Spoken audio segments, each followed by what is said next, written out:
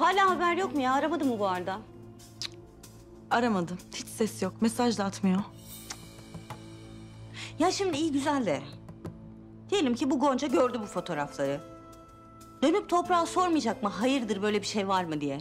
Toprak da yo bunlar işkembeyi Kübra'dan uydurmuşlar demeyecek mi ya? Canan teyzeciğim, bu Gonca hayatında ilk defa mı erkek tanıyor? Ayrıca hangi aldatan erkek evet ben aldattım der ki?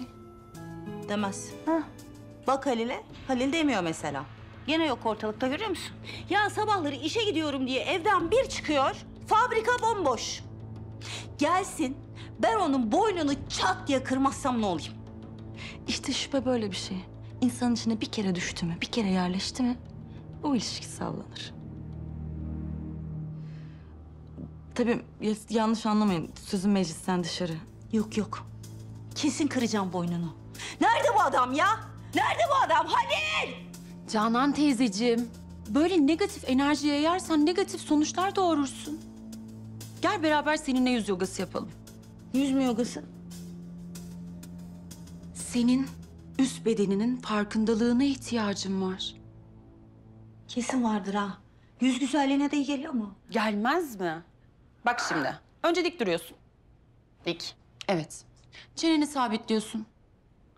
Önce sağ üst köşeye, sonra sol üst köşeye. Sabit bir şekilde bakıyorsun. Nefes alıp veriyorsun. Uzun uzun bakıyorsun. Kaslarımızı gevşeterek beynimize sinyal gönderiyoruz. Evet. Tamam bak gönderiyorum. Gönder.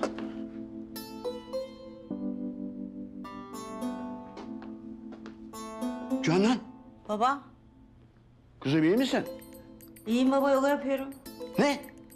Yüz yogası. Peki.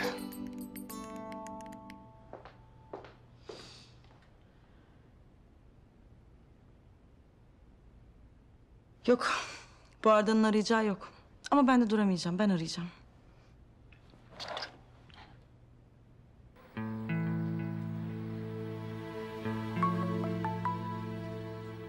Efendim Ece.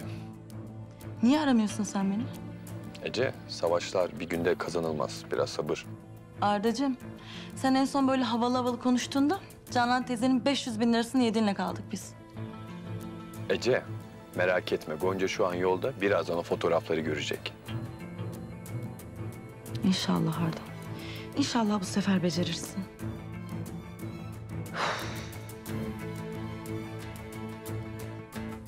Çeneyi dik tutuyoruz. Evet. Sinyal gönderiyoruz. Sinyal gönderiyorum. Gönder. Gönder. Aynen. Bozma kendini. Dik dur. Gönder gitsin.